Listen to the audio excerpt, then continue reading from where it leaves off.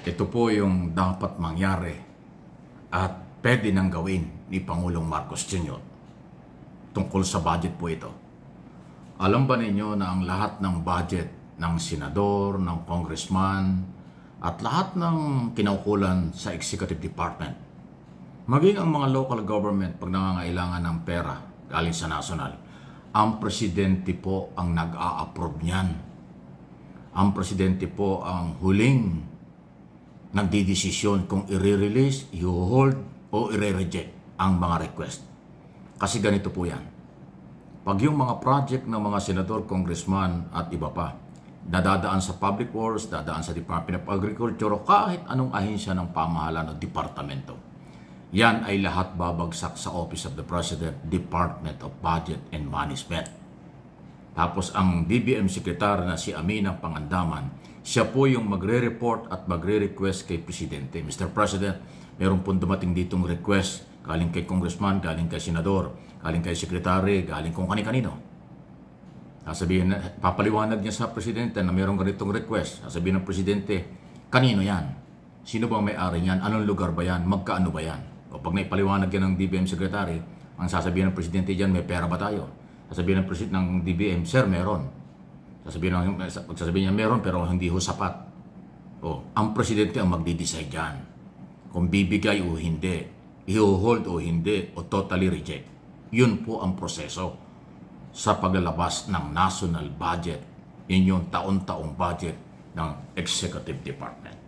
At dahil dito sa nangyaring ito, na ghost project, korupsyon sa mga proyekto, hindi lang flood control, lahat ng project ngayon nakakaduda na. Lahat ng ngayong ginagawa ng nagastos ng gobyerno, taong bayan, nakakapagduda na talagang ninanakaw lang. Hindi man lahat pero marami ang komisyon, ang komisyon. Pwede nang gawin ng Pangulo, i-hold lahat yan. Kung ang nakalaang pondo sa senador ay 5 bilyon taon-taon, pwede nang ipigilin yan. Nakalaan sa congressman ay 3 bilyon, 5 bilyon o mahigit pa pag malapit sa Pangulo, pwede rin niyang i-hold o pigilan, huwag nang ilabas. Kung yung mga gunita ang sabi ng Pangulo, kahit kaalyado niya, pag nalaman niyang involved sa kalokohan, pasensyahan. So iyan na ho ang pwedeng gawin.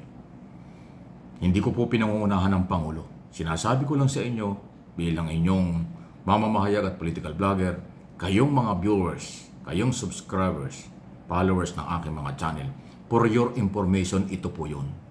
Ang Pangulo ang merong exclusive authority kung i-release o hindi, a-approvean o disapprove ang mga proposed project na itinuturo ng mga politiko, kaalyado man o hindi. Ultimo yung gastos ng mga mayor, ng mga senador at congressman sa kailang opisina, yung allocation sa kailang mga opisina, presidente pa rin po mag-a-approve dyan. Kung ayaw ibigay ng presidente, wala kang magagawa. At ngayon, suportahan po natin si Pangulong Marcos kung kanyang gagawin yan. At sa tingin ko po, sa aking opinion, gawin mo na, Mr. President. Huwag mong i-release yung kaduda-duda. Total, alam mo yan. Alam po namin, mga kaibigan. Alam ko rin. Alam na ni Pangulong Marcos kung sinong congressman, senador, sekretary, mga opisyalis ng gobyerno, maging local government, ang sangkot sa katiwalian. Kaya ako naniniwala, dahil alam na ng presidente yan, identify na, yan ay automatic, dapat niyang i-hold na ang mga darating pang mga request. Hindi lang itong budget na ito 2025. Pati yung susunod na budget sa susunod na taon. Bago pirmahan niya ang batas, ibito niya yung request ng mga politikong korap. Yan, Mr. President, ang dapat mong gawin sa susunod na budget. Ngayong December, pipirmahan niya ang proposed budget for 2026 matapos aproban niya ng Kongreso at Senado. Ibito mo na ang lahat ng kaduda-duda na pag-aari, insertion, pasingit, at kung anuman ng politikong korap. At ito naman kasalukuyang budget, Mr. President, na 2025 para sa proteksyon ng mamamayang Pilipino na may-ari ng pera, huwag mo nang i-release. Ulitin ko, meron kang authority dyan. Walang magagawa ang kahit sino kung ayaw ng Pangulong bigyan ka ng pondo, bigyan ka ng project. At gagawin naman yan ng Pangulo dahil corrupt kayo, dahil ibinubulsa lang nyo, kasapakat yung mga kontraktor. Yan ang magagawa ng Pangulo. kasabay ng pagpapay ng kaso at pagpapakulong.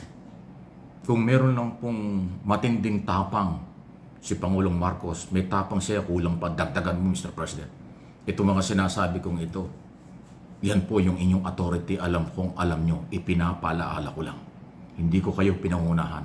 Ang kapangyarihan ng Pangulo, ipinapalaala ko lang dahil kaya niyang gawin yan, dapat niyang gawin yan. Yan ang kanyang authority bilang Pangulo ng bansa sa ilalim ng Presidential System of Government at 1987 Constitution. At yan ay alam ng mga magnanakaw ng mga politiko na pwede silang ipitin, pwedeng i-hold, pwedeng kansilahin ng Pangulo ang mga budget na yan kung ayaw ng Pangulo dahil corrupt sila.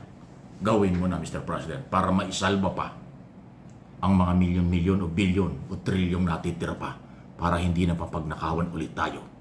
Sapat na itong mga ebidensyang ine-expose nyo, Mr. President, tungkol sa korupsyon. Ayaw mo lang ilabas pa kasi ang identity ng mga taong ito. Sinong taga-public works, sinong taga-gobyerno ang sangkot dito? Sinong senador, sinong congressman, sinong gobernador at mayor ang sangkot dito? Hindi lang po 15 kontraktor ang sangkot dyan. Daan-daang kontraktor po na pag-aari din ng taga-gobyerno. Conflict of interest yan, Mr. President.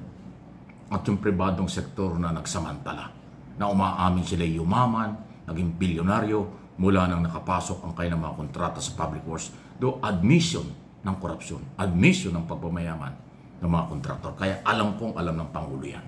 Gawin mo na, sir. Para naman ho ang taong bayan ay yung pagtitiwala nila yung mga balit dahan-dahan, ay mahalaga po na yung public trust. Public office is public trust. Yung tiwala ng mamamayang Pilipino, Mr. President, agapan mo. At itong aking sinasabi, kung papakinggan mo, maisasalba mo yung dahan-dahang lumulubog, dahan-dahang nawawalang tiwala ng mamamayang Pilipino sa perang kanilang pinaghirapang ginagastos ng gobyerno kasi nga kinukurap lang. May panahon pa po, Mr. President. Huwag po kayong magagalit ng mga Marcos loyalists, Marcos supporters. Inuulit ko, hindi ko sa pinangunahan. Inilalatag ko sa inyo ang kanyang kapangyarihan, ang kanyang pwedeng gawin dahil sa nangyayari. For education lang po, kaya ko ito tinatalakay. Wala akong authority utusan ng Pangulo, pero may karapatan akong makiusap, magtalakay ng ganitong issue, kasi yan yung authority na exclusive sa Pangulo. Yan ang obligasyon ng Pangulo sa mamamayang Pilipino. At yung obligasyon at karapatan ng mamamayang Pilipino na magtiwala, yung public office at public trust, sinasabi ng saligang batas yan. Mahalaga po yan. So, paki-like and share, subscribe and follow. Pakikalat po ninyo itong aking mga topic. Nang makarating po sa lahat ng kinaukulan. Wala tayong kinakampihan dito kung hindi ang mamamayang Pilipinong siyang may-ari ng pera ng bayang pinag-uusapan ngayon. Sobra na, tama na. Papanagutin na ang lahat ng nagsamantala.